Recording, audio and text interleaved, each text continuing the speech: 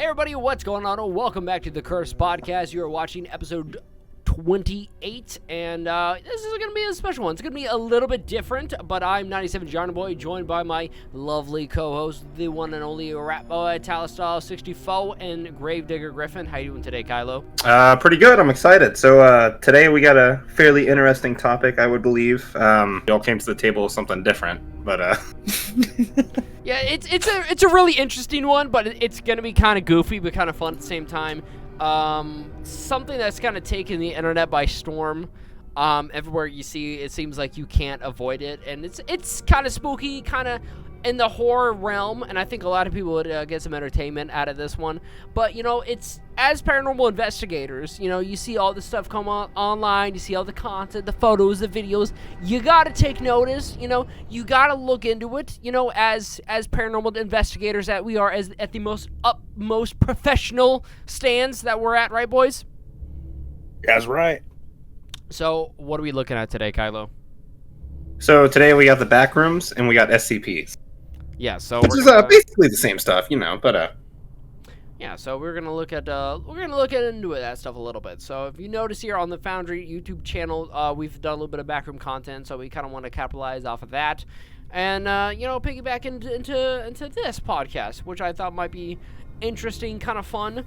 You know, I've heard about a lot of special containment procedures kind of before in the past, and dealing with almost what you could be considered a cryptid, and some of them seem just outright just kind of dumb and ridiculous, and other ones seem actually like that seems believable. Like, that sounds like a really fun or interesting cryptid. A lot of them are just really creative, like, outlets, I guess, for writing, and some of them are just really goofy, dumb fan fictions, and it's kind of hard to, like, navigate through a lot of that stuff. But you know what, we're pros here. You know, we are the pros. We're gonna show you what's going on, what you should take a look at, what's worth taking note of.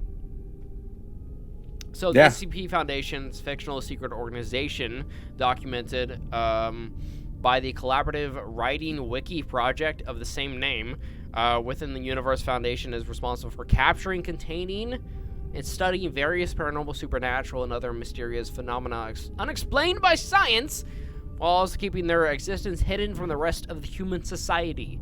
So, like, it's pretty interesting how every single thing is, like, noted, you know, but they're also, like, it's redacted as well. So it's a bit of, like, interesting, but kind of, like, fucking really cringy roleplay. I agree. I very much agree. Yeah, it centers around the findings and activities of the SCP Foundation, an international secret society consisting of a scientific research institution with the paramilitary intelligence agency to support their goals.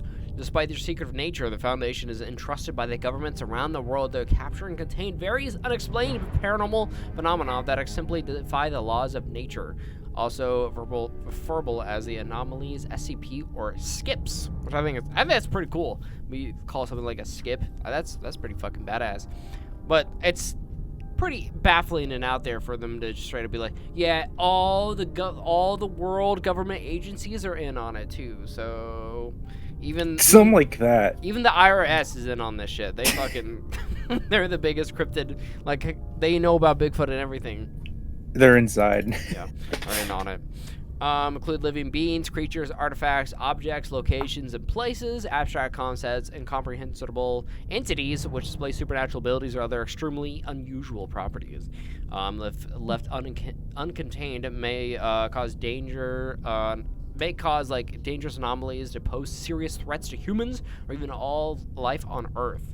All information regarding the existence of the Foundation SCPs are strictly withheld from the general public in order to prevent mass hysteria that would supposedly occur if they were leaked and allow human civilization to not continue without functioning, you know?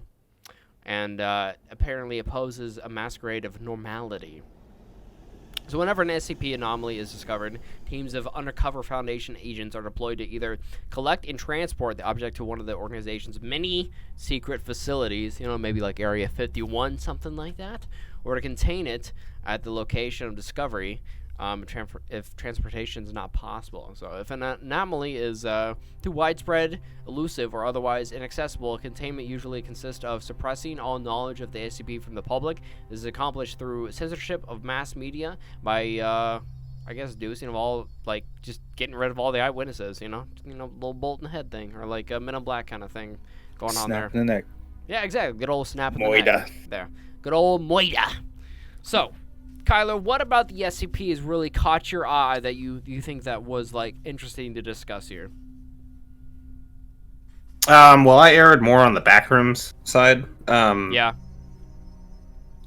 What caught my eye with that was just, I don't know, like you said, like a huge grab for attention from, like, everyone. Like, it seemed like an interesting concept and stuff like that, and I have, like, a little, base thing for it right here. It was originally just, like, a Backrooms resembled a maze that was full of empty offices or rooms that considered to be, like, eerie and stuff like that, and then it eventually, like, formed into something that was the main room people would see, which is, like, level 0, which is, like, the yellow room with, like, wet carpets and, like, a gray, not gray, but like a manila hue light and buzzing lights and stuff like that, and then like entities and stuff like that are involved, which I have like for different floors and stuff like that. But I don't know, I guess it was just the possibility of like accidentally like no clipping out of reality into like this spot would seem interesting to me. Like you would just like accidentally fuck up and not even know it. Yeah, just until like you did know it, and then there's like no going back. Yeah, so how Backrooms started was an online urban legend originating from a creepypasta from 2019, which, Talis, you actually told me a little bit about that, right? I believe so. Yeah. I mean, like, recently there's been a lot of Backrooms stuff. It's gotten really popular Extremely. recently. Yeah. So, yeah, it's full of internet aesthetics, got liminal spaces, which depicts, like, busy locations, unnaturally empty. First described as a maze, like Kyler said, empty office rooms that can be entered by, quote, which is really video gamey logic, no clipping out of reality. But it's, like, an insane, like, if there's your reality, you got your time, all that, like, fucking concept, and there's just a little box outside of that somehow people get through, called the Backrooms, which is kind of insane. It's insane. There's even like instructions on how to enter, quote unquote, a backroom entrance. Did you guys see that? I did not. That sounds interesting, though. Yeah, I've got 3 steps here. So anyone who wants to get out of reality, if you're tired of that 9 to 5 going to school, here's what you got to do. All right. First off, you donate all your things to the Foundry Patreon, and then you're not gonna need it once you're gone. Remember. Exactly. Yep. I read it. Number 1, walls that are shade darker than the normal or do not appear to cast a shadow. I don't know. That's just said step 1. So it's not really an instruction. It's just I don't know, man. Step 2, doors that did not exist previously and appear to be out of place. And step 3, areas that give a sense of unease where it feels strangely off-putting, but it doesn't really seem like instructions. It just seems like how to spot, I don't know. Areas where you can get in. I feel like it's, if you aren't in reality, I think you'd figure it out pretty quick. I feel like you don't need those instructions. But that's just me, though. Someone who's, I would say, always been in reality. I don't think I've ever left reality. That's just me, though. Actually, yeah, I went through. If you have a couple lists of those entities from the Backrooms, I was trying to look up a few, so I didn't look too far into it just because it said, like, straight up, it's urban legend, so I didn't look too far into the entities of the Backrooms. But some of them that we encountered in a video game, what do we call it? Was it Escape the Backrooms or Inside the Backrooms? Talis is over on the Foundry YouTube channel. Let me see. I believe it was Escape. Inside the Backrooms. Inside the Backrooms, yeah. So there's a little bit of that on there, which one of my favorite parts is just seeing like the different like creatures and the horror design of a lot of that stuff. But I went through tried to find some interesting examples of SCPs and just like skips, I guess you could say. I was looking through some of the SCP examples. There's one that's actually this one was fucking insanely dumb. I'd probably say the dumbest one that I came across, which is not a great way to like start the podcast episode, to be like, all right, here's the dumbest one I heard. All right, it's called 108. It's a Nazi bunker system that is accessible only through a portal found in a woman's nose. Let's go. 087 is a staircase that appears that descends at infinity and inhibits any light within its space. The staircase, inhabited by an entity known as SCP-0871, which looks like a disembodied, floating face without a mouth, pupils, or nostrils, which chases after anyone walking down these stairs. I got another one. 055 is a mysterious memory erasing anomaly known as a anti-meme, I think it said, that that kind of chases anyone who examines it and forgets its existence, thus making objects, characteristics, and describe it except in terms of what is not. Which, reading, I had to write that and read that a couple of times over to understand what the fuck that was. There's, I think it's 999 is a gelatinous slime mold like creature that smells similar to whatever it's most comforting to the person that makes contact with it. As a friendly personality is known to induce positive emotions on contact with humans and other organisms. Therefore, it is sometimes used as a tool by the SCP Foundation. So this thing, to me, it would just straight up smell like vanilla bean candle, like delicious wick. But I think that's kind of funny. There's one I thought was pretty goofy called the Blood Pool. So 354, the Blood Pool. It's called Area 354. And they built like this entire area around it. So it's houses, forces, and D-class personnel prepared to deal with threats emerging from SCP-354, as well as researchers studying SCP-354 and its properties. For their own safety, no on-site personnel are to approach 354 at any time. Direct interaction with SCP-354 is permitted only for the purpose of research. Area 354 was constructed to contain and neutralize any and all further threats emerging from 354. A 20-foot wall of concrete reinforced with redacted, which has been constructed to prevent emerging entities from escaping into the area at large. Redacted. Is a pool of red liquid discovered in northern Canada. The liquid of a consisting similar to that of human blood. Yeah, but apparently they've done tests where it's not of any biological nature that they've seen before. So, I guess this thing is just called Area 354, where it's just a giant pool of blood, and there's just blood surrounding all this area, and they built like an entire lab like around it to research it because of creatures emerging out of it. So that's kind of interesting. My biggest thing when I was looking through the SCP is I was looking for some giant squids and giant sea monsters, because like that shit's cool, man. Not that I think the megalodon is fucking real, like, and hasn't lived for hundreds of years. I don't think it's still out there for anyone curious about that, because it's not. Because there's no way that the You disagree? I actually know him. You don't know him? I know him. You don't know. His name's Jeffrey. Jeffrey, he's Jeffrey the over here. Megalodon. Let me talk. He's in San Francisco right now. Put him on the mic. There's me. Jeffrey, welcome to the podcast, my dude. Jeffrey is sponsored by Dollar Shave Club. Yeah, I was looking. Actually, the Megalodon hasn't existed for a long time, so I don't know how anyone could be like, "Oh yeah, they're it's out there." It's like, it's not, dude. It's not. The Megalodon has not lived for the longest time.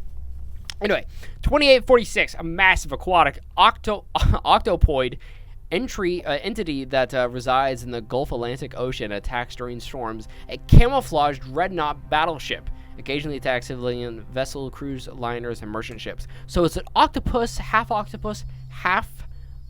like dreadnought battleship. It's a hybrid creature that is half battleship. I don't know why I'm getting like fucking zombie army vibes from that, but alright. And there's 2967, abnormally large specimen of octopus, passing a simple animal IQ test between certain symbols and food is like a number of trials when they first obtained it. IQ test of 117 is demonstrating willingness and ability to communicate with Foundation staff on multiple occasions through crude sign language and more recently written language through the use of waterproof magnetic slate with attached stylus. which is pretty interesting. It's just a giant octopus that they found that's actually like has a super high IQ and is willing to talk to people. You think he's chill? I don't know, man. I feel like how far would an octopus have? Do they have critical thinking? Do they like what do they want to do? Like, do they want to go home and watch Netflix? They haven't been dominated by a 9 to 5 job for like generations after generations, you know. So I don't think they have the same kind of mentality as us, you know. I don't know if they have wants or needs. I don't know. Yeah. So I have 682, said to be one of the most dangerous SCPs out there. As a largely, vaguely reptile-like creature of unknown origin, appears extremely intelligent and has observed language and complex communication with SCP-079 during their limited time of exposure. SCP-079 is a large, complex computer AI, a microcomputer built in 1978, which is interesting that someone built a SCP that lives on a microcomputer. It's an AI. So, it appears to have a hatred of all life, which has been expressed in several interviews during containment, has always been observed to have extremely high strength, speed, and reflexes. A physical body grows and changes very quickly, growing, decreasing in size as it consumes or sheds materials, gains energy from anything it gets, like it eats, like organically. Digestion seems to be aided by a set of filtering gills inside of its nostrils, which are able to remove usable matter from any liquid solution, enabling it to constantly regenerate from the acid it's contained in, because like it grows like instantly, or it could like grow out of its, I guess, containment if it wanted to, because it's so large, which is pretty insane that it just has to live in an acid tank. But that's pretty much what I have for a lot of the SCP examples. Some of them, that last one sounds pretty insanely scary. That it's just the Superman of SCP, where it says it just will kill all life. It doesn't like anything. It said so on this computer app. Sounds like some like Howard Stark would build. Thanks, Howard. Back then. Thanks, dude. Yeah, that's some Winter Soldier shit right there with the AI. But Kylo, Talis, do you have any interesting SCPs you guys want to bring to light here for I have the podcast? The first SCP-173, which is like a sculpture of concrete, rebar, and some spray paint. So basically, the statue becomes animated whenever it's like not being watched by people, and it'll kill anybody who breaks eye contact with it. That's fucking so, like, terrifying. Even if you like blink, it'll go. It'll snap your neck, or it'll strangle you. And so yeah, this concrete like body can like produce bloody faces and shit. It's so cool. And so like it's on the games. I don't know if you've like ever watched any gameplay, but like Markiplier and PewDiePie used to do that like a while ago. It's like one of the most famous SCPs, if that not interesting. the most well known. Yeah, if we have photos for a lot of these, we'll put that on the video for you guys and stuff like that. So, yeah, thank you, Talis, for putting that reference for us. I should have had those ready for my SCPs and stuff like that. My bad, guys. I did a good job describing it anyway. So, SCP-294, which is like a coffee vending machine. It's like an old coffee. No. You put like 50 cents, and then you'll be prompted to enter a name of any liquid using the touchpad. And so after, it'll drop it in like a 12-ounce like paper cup, and it'll like drop anything that you typed in. So like what you said. So you're telling me if I just want like a 12-ounce cup of hot dog water, I can just like go 50 cents, bing bang boom, fucking like I got my hot dog water just like that. Mm-hmm. Gold, all right. Okay. Platinum. Anything like uranium, if it's liquid, but liquefy uranium, right? So, like for example, if you were to ask for nut, it gets. You get or liquefied burger, where they like. Man, they've got quite the menu. It's like those machines at the EMC theaters where you can like do a combination of anything. They've got Coke Zero, they've got Cherry Coke, they've got everything. It's probably less nasty too, honestly. Has more ice capabilities. Can I get crushed ice? Like, no, man, I'm sorry. Oh man, it's technically solid. Man, this place fucking sucks. Fucking telling me. The like the source of how it gets those liquids, it's the closest source. Like if you ask for nut, you're getting your own nut. Oh, It's extracting. Like if you ask for blood, it'll get blood from you. Huh. Yeah. That's really interesting. So like, is it just kind of like maybe a portal, or I don't know? That's interesting. Yeah. Or does it like rip it out of your body like immediately and just like? Is it like a monkey ball? Yeah. That's fucking cool. I want that, honestly. Like, you just want to get your liquefied nut, like. Mm-hmm. I know you. I know you. I know you better than you know you. One SCP that I thought was kind of dumb. The anal spoon. Oh Jesus fuck. Okay. It's just a practice of putting your bum spoons in your bum. That's it. There's literally an SCP about that. What? Yeah, it's just that. It's literally that. What SCP is that? SCP-7052. 70. Hang on a second. 52. Hang on a fucking second. We need to do some on-the-fly research right now. SCP-0752. No, 7052. 07. 7052. 70. Adult content. Oh god damn it! I told you. Ah, Jesus Christ. Continue. Information the public must be censored. Oh, a sexual attraction towards it? So, like, I've got a hangerin, an ache. Oh, they interviewed subject D5. I don't know, man. This website's insane. Oh, boy. Elucid. Oh, the elucid fucking anal spoon. Improvement in mood. You don't fucking say. We should interview the spoon. But like in a remote location, so like we don't. We were just joking about this too, about putting beef jerky in our ass, weren't we? Jesus Christ. That's an SCP. We need to get that in the books right now. I have it right here. He's right here. I've had beef jerky in my ass this whole time. Snap it to a Slim Jim, brother. I can't put this in my increased. Mood improved. Slap it to a Slim Jim. Please, Hulk Hogan out again. Put me brother. Hulk Hogan's in the SCP. Please, Hulk Hogan, we talk about this. We can't do this again. You can't handle the Hulkster. What are you gonna do 3 minutes. when Hulkamania runs loose on you? Oh no. Not again. Hulkamania is not gonna be the only thing that is loose. Okay. So Kylo, you wanna move on, or Talis, you got some more? I think Kylo could go. All right, so before I jump into like the entities and specific stuff like that, I just wanted to continue like the talk about level 0 and so like that's normally like the floor you would normally end up on unless like some special circumstance other than like what John might have explained, like other no clipping out of reality and whatnot. But that's the one most people will find themselves on, and sadly enough end up like dying on because there's like nothing really to drink there unless you're like blessed enough to find these like almond water things, I guess, and that's the only like fucking liquid you can really find there is just almond water, and that doesn't really sound too appetizing. Yeah, I just die.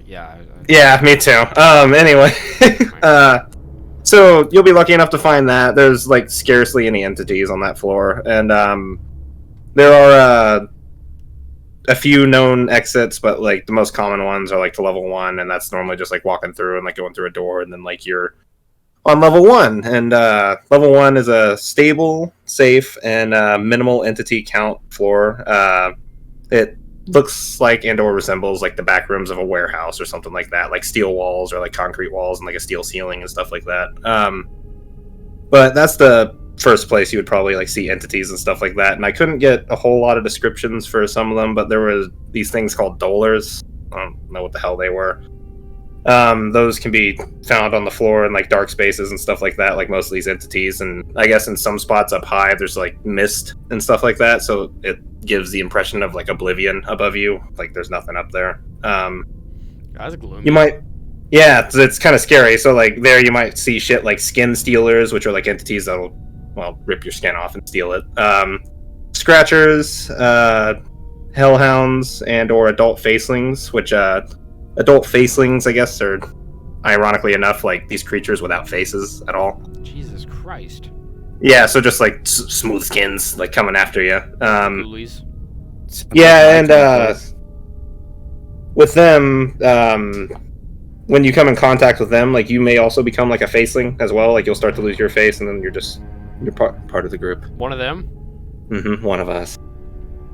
But Jesus Christ, man. yeah, so level 1 has a couple interesting like properties and stuff like that.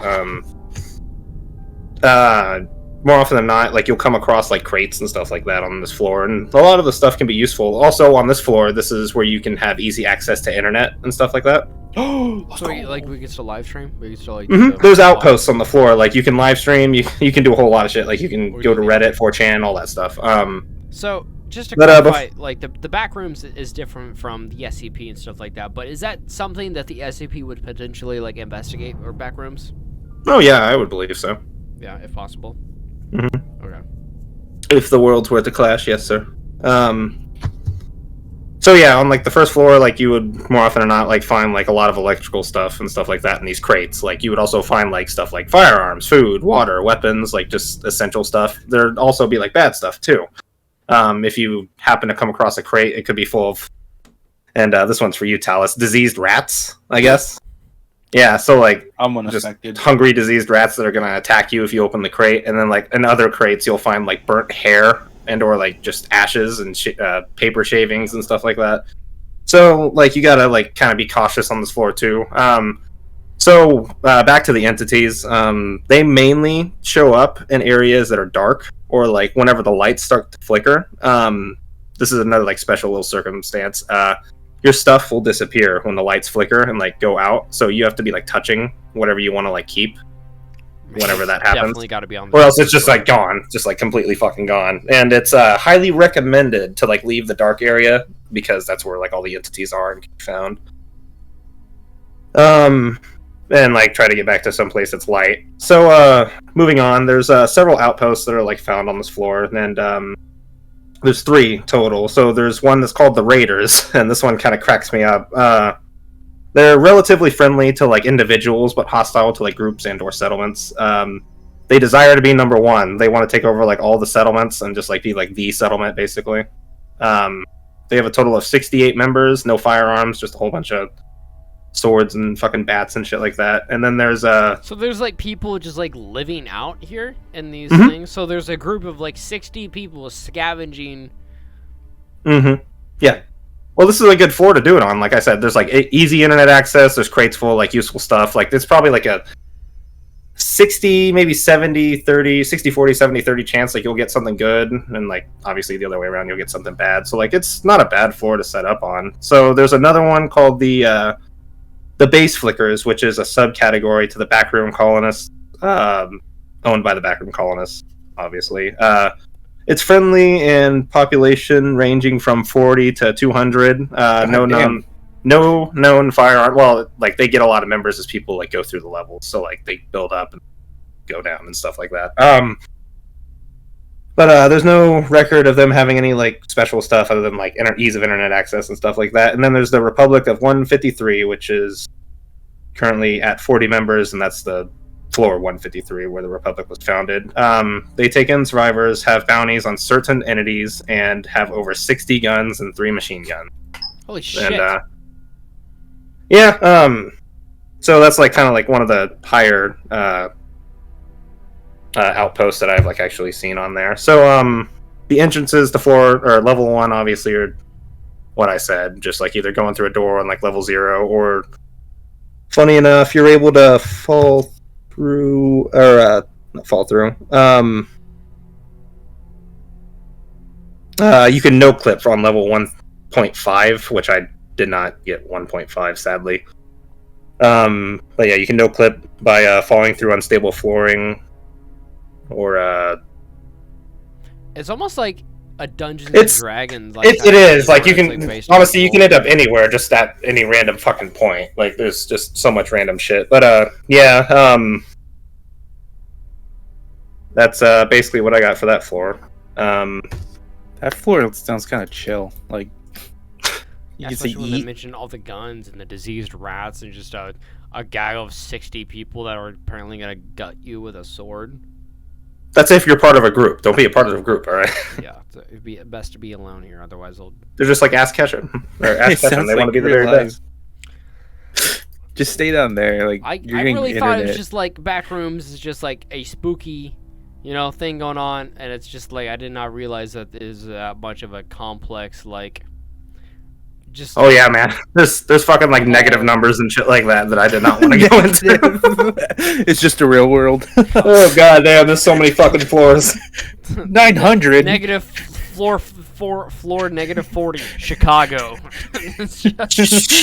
Oh man. Flint, Michigan. There's brown water on this floor.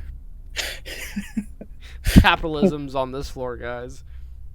1.1. Oh boy. No, it sounds like a whole like ecosystem down there, which sounds totally like fascinating. Yeah, but did you have any other like SCPs that you thought were pretty interesting as well, Kyler? I only came across the ones that were really relative to the floors I did, so that's all I have right now. Okay. Well, I think that's a pretty interesting like just topic. I would love it. I'd be very happy if there was like a secret organization investigating this stuff, but at the same time, like you're hiding from the public, man. You're doing a disservice, like as us being professional paranormal investigators, who take this very seriously. We try to tell the truth. We try to be honest people, that we try to speak for the people who cannot be spoken for, That's what Yeah, what we're we not try liars. to do. Yeah, exactly. We're not liars, like the SCP type of people right there. No, but it's an interesting little thing that you could like totally deep dive into. I guess some of the SCPs can even correlate with each other. I was totally baffled that one apparently had conversations with the other and stuff. And the Backrooms is a way bigger thing than I totally thought it was. I know a lot of time like there's actually like a lot of like videos and aesthetics and like found footage type of stuff you can see with the Backrooms as well. So you guys can like totally take a giant deep dive into that stuff, and hopefully we'll have some awesome spooky looking B-roll for you guys to enjoy during this entire podcast. We just kind of sit and banter around, but I think we're gonna go ahead and call it for this episode, you guys. Yeah. Yeah, and so it's not our typical like episode, so we won't be doing a was it real or anything like that at the very end of it, just because it, like it's a fictional thing on the internet. It depends on where you come from and approach it. But yeah, we'll be seeing you guys later on the next episode of the Curse Podcast here at the Foundry. We'll see you guys later. See you guys. Bye.